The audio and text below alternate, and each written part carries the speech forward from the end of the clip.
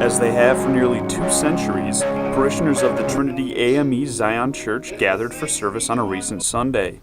The church's first official meeting house in Binghamton was built in 1849 at the present-day location of Columbus Park. In 1957, the church was moved to its current location on the corner of Oak and Lydia Street.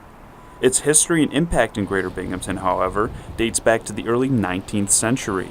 It actually has the name, the Freedom Church, because many of our churches will use the stops on the Underground Railroad. Reverend Paul Gordon Carter has been the minister at the church in Binghamton since July of 2014.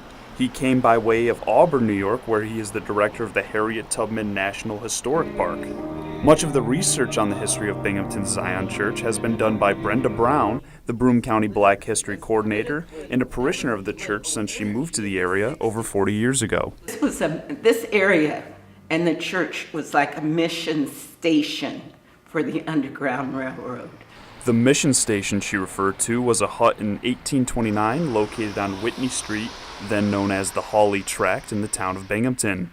Brown says the church has always been more than a place to practice religion for African Americans. Now, I'm not saying that you don't come for a religious, spiritual experience, you do.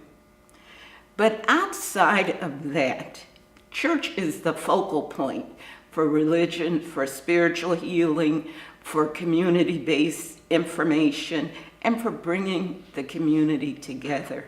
Membership to Trinity goes well beyond just showing up on Sundays. The church is affiliated with multiple organizations that are focused on bettering and empowering people. The NAACP was founded in a Zion church in New York City in 1909, and the church remains actively involved with it.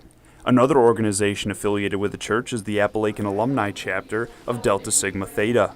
Chapter President Angela Riley says the women's group looks to provide students with opportunities they may not be aware of. We are a picture for them to kind of develop a plan for their futures. We come from different backgrounds. We all work in different areas in the community, and we give them a tool and guidance and support so that they too can follow paths they may not have seen or thought of previously. Delta Sigma Theta provides scholarships and programs that support literacy and well-being. Outside of community outreach, Trinity has and continues to bring families together. Ruth Lewis has been a parishioner for over 70 years.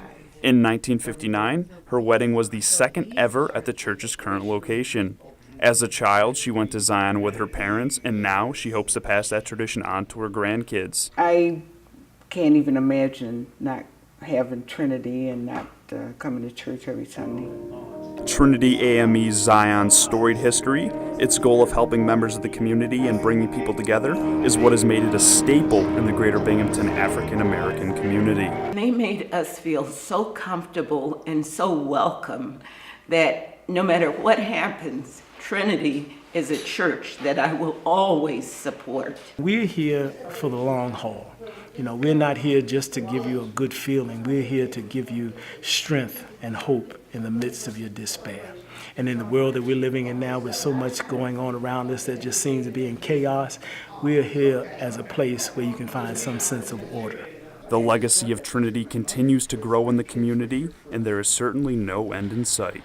In Binghamton, Dylan Kuhn, News Channel 34.